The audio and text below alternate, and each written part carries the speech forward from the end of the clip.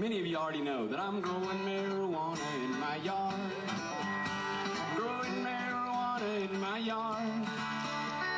I got little pots of pot spread out all over the lot, 'cause I'm growing marijuana in my yard. 'Cause I got the seed from Mexico. Stuck it in some dirt and let it grow. I put it in my garden with my peppers and my peas, and I get all the smoke I need to breathe. Well, I'm growing marijuana in my yard. Growing We have these private prisons that have now hired lobbyists to go get minimum mandatories and new laws. In the spring of 2002, 5 current and former ranking police officers got together to talk about the war on drugs and its impact on their fellow officers.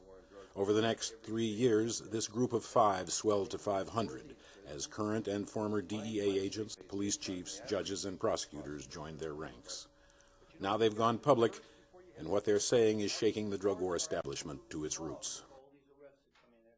I think one of the things that I need to confront with respect to my own behavior is that even though for many years I have believed that this drug war is not just nonsense but harmful financially and psychically and spiritually, it's just an immoral proposition. I should have been saying much more of that much more strenuously. When I joined New Jersey State Police in 1964, we had 1,700 troopers. We had a 7-man narcotic unit, always seemed perfectly adequate for the job we needed to do. And then overnight, as a result of these bills of Mr. Nixon's, we went from a 7-man unit to a 76-person narcotic bureau. Well, what they decided to do was they took undercover people like myself, and they targeted us against small friendship groups of young people in college, like yourselves. And as soon as we got in there and became their friends, come a Friday night, somebody would say, hey, school's out, we're off work, anyone want to get high? And of course, if nobody said that, that was our job. If somebody simply passed a marijuana cigarette to me, they became a drug dealer. That hand-held marijuana cigarette would send that person to jail for 7 years. Over 1,000 young people went to jail as a direct result of what I did out there as one undercover agent, something that I'm certainly not proud of today. When I was a police officer in 1966, I used to enjoy kicking in doors and going after a half a baggie of marijuana or a seed, even for that matter. It was a felony. We were told in the academy that that was a big pinch. It was really important to collect those numbers, and I did it. I did it with zeal. I did it with a lot of vigor.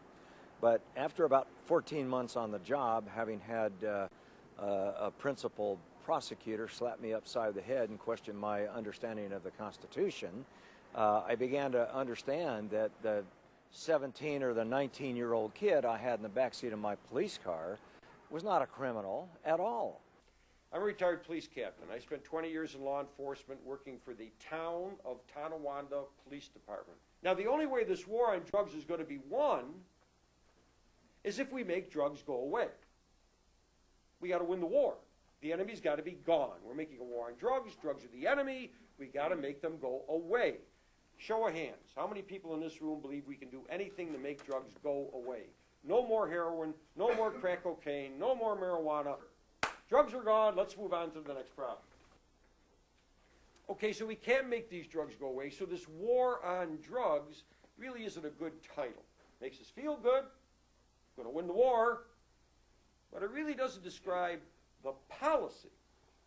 I got another word that describes the policy perfectly. Prohibition. How many people got a picture of a big black car, Chicago, Al Capone, and a Thompson submachine gun in it? Anybody? How many other thought when you hear that word, that doesn't work? Isn't that what we learned in this country between 1920 and 1933? Prohibition doesn't work. That's why we ended it. Well, that is a description of the policy that we live under today in America when it comes to drugs. Under Prohibition, we have given the right to the criminal of who's going to supply the drugs to the United States what kind of drugs are going to be supplied, how much those drugs are going to cost, how they're going to be produced, how potent they're going to be, what age levels they're going to sell to, and where they're going to sell. And if they decide they're going to sell to 10-year-old kids on our playgrounds, by God, that's where they'll be sold. The thing that gets me is we don't learn a thing from history.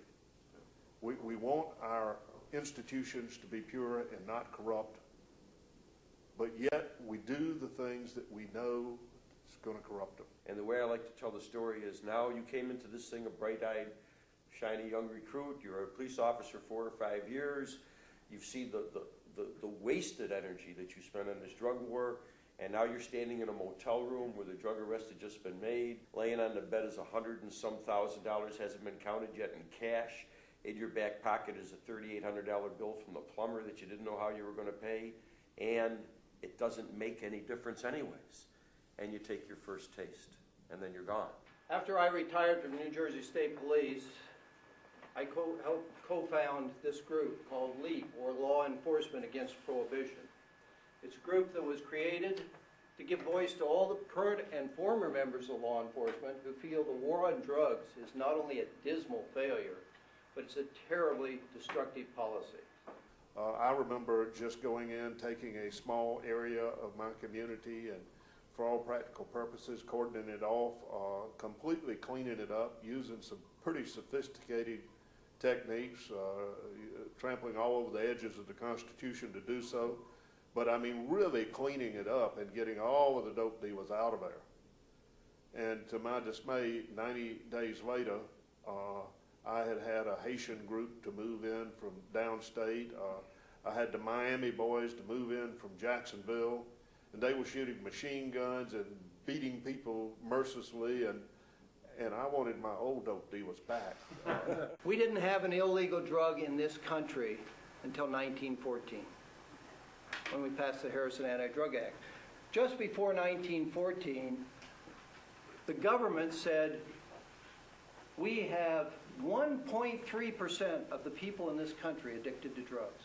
God, we can't have that, right? So they passed this law.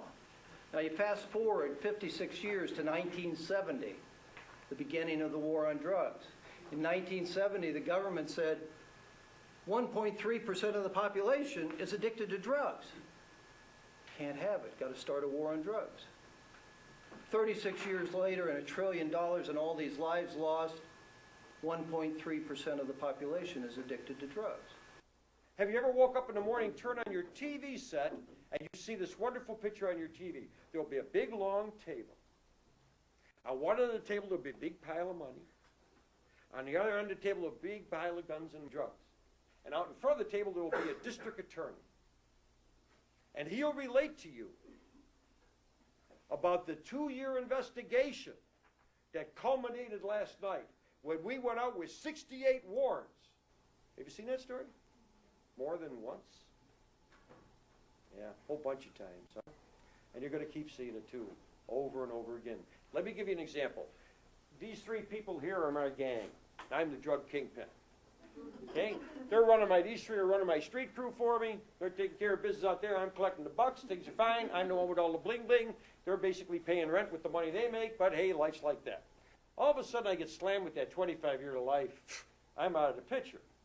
Now, how do these 3 wonderful people figure out who takes it over? Well, you get your attorneys, you get your attorneys, you get your attorneys, you get the contracts together, right? You look them over, and you see, right? Isn't that how it works? No. You get your people, you get your people, you get your people, and you fight it out on the streets. And here's the kicker.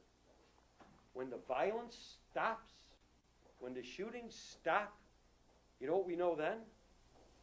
One of these people is in charge now. And you know what we start doing? The 2-year investigation. So in 2 years, we can have that wonderful television program with the big pile of guns, the big pile of drugs, the big pile of money. We can do it all over again. But you know what never changes? The availability of the drugs on the street. My name is Minch Lewis. I was city auditor in the city of Syracuse, New York. And at the end of my term, one of the last things that we did was a review of the cost of police services in the city. And that led us to discover that most of the money that the city spent for police services was related to drug-related arrests. You arrest a rapist, the rape stop. You arrest a bank robber, the bank robbery stop. What have you ever seen stop when you arrest a drug dealer or a drug user? Nothing. Nothing changes. Nothing changes.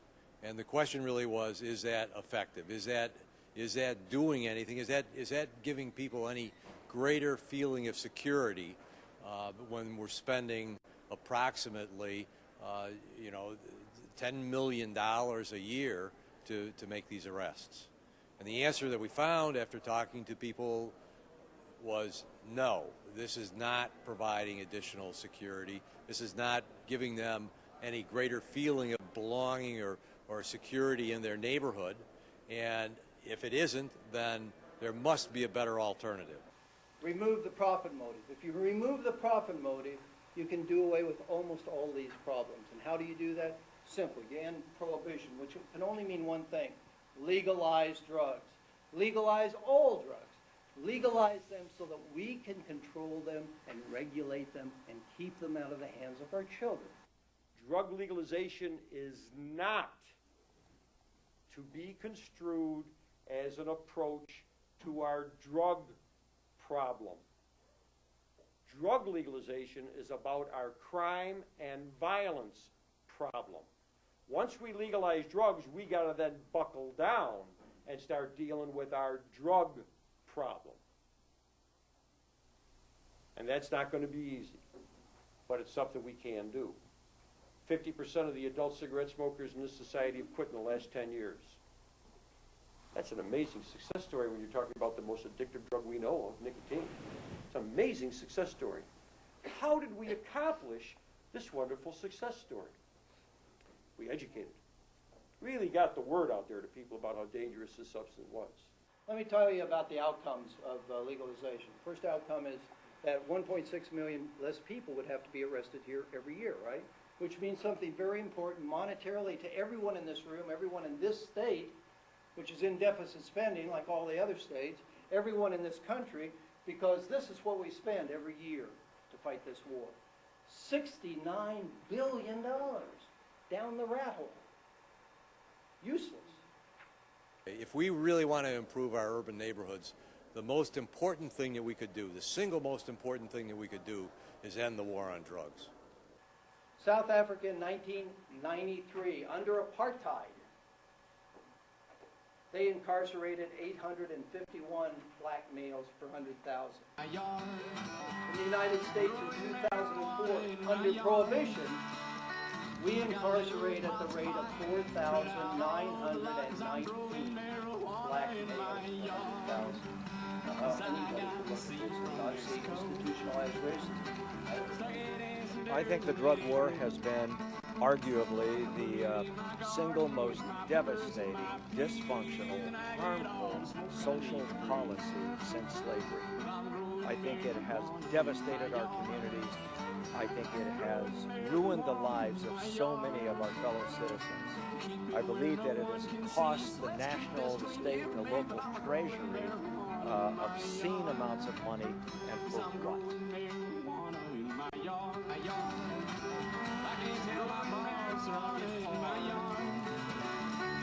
I got a little pot